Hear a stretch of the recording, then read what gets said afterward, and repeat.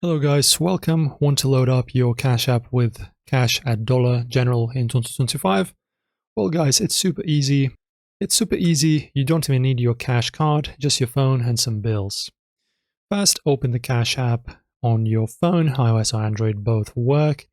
Tap the banking app. It's in the bank icon at the bottom left.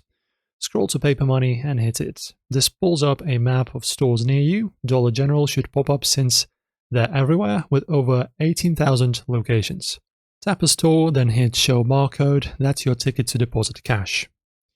Now step number 2, get to Dollar General. Bring your phone with the barcode ready and the cash you want to add, minimum $5, max $500 per transaction.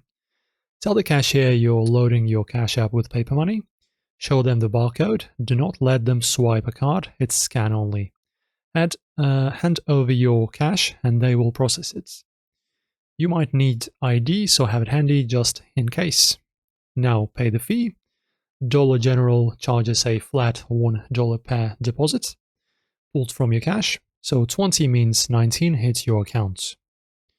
Once the cashier scans and takes your money, check your Cash App. Funds usually show up instantly, but might take a few minutes.